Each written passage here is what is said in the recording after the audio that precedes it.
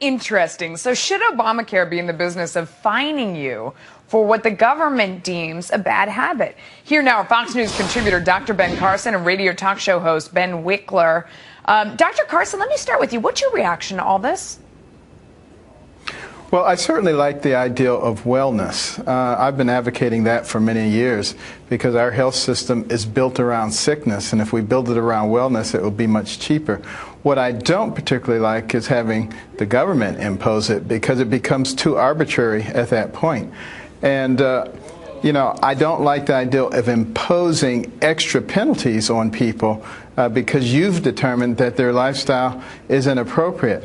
What I like is a situation where everybody knows what the costs are, and if you happen to be living a particularly good lifestyle, maybe you get some reduction in the amount that you're responsible for. If you keep adding money up and penalties, people never know where they are. They never can plan anything. I don't know. I mean, Ben, I would ask you, is that semantics, though? Because that's what really struck me during that story.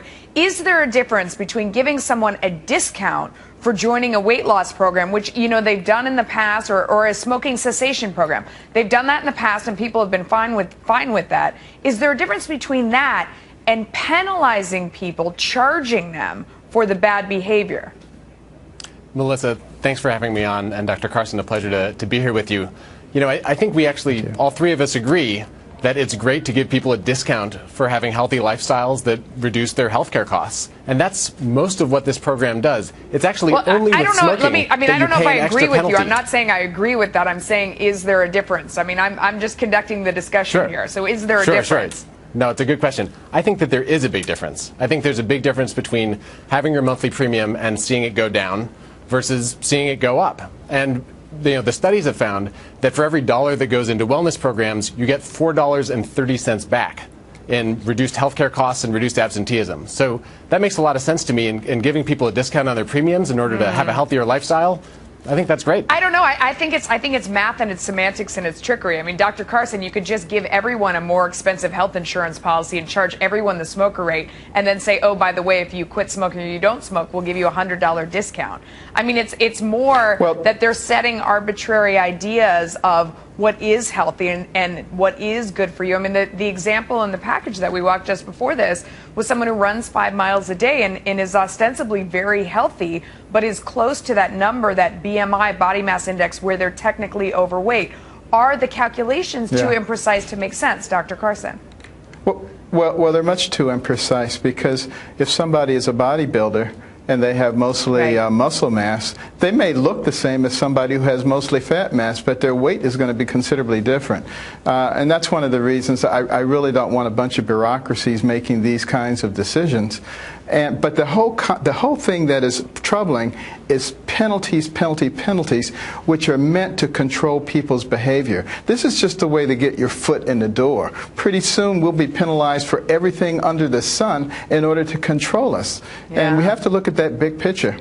Ben, you know, I agree with that point. That is troubling, especially when you pile on top of it the questions we heard at the end of the story about, have you been sad lately? Have you been depressed? Have you felt lonely? I mean, then they start to go into deeper territory rather than a black and white issue, do you smoke or not? It becomes another government overreach, does it not? You know, all of those questions, the invasive personal questions, are things that you used to get asked when you applied for insurance in the first place. You don't get asked those things anymore because now pre-existing conditions can't be a basis for denying insurance coverage.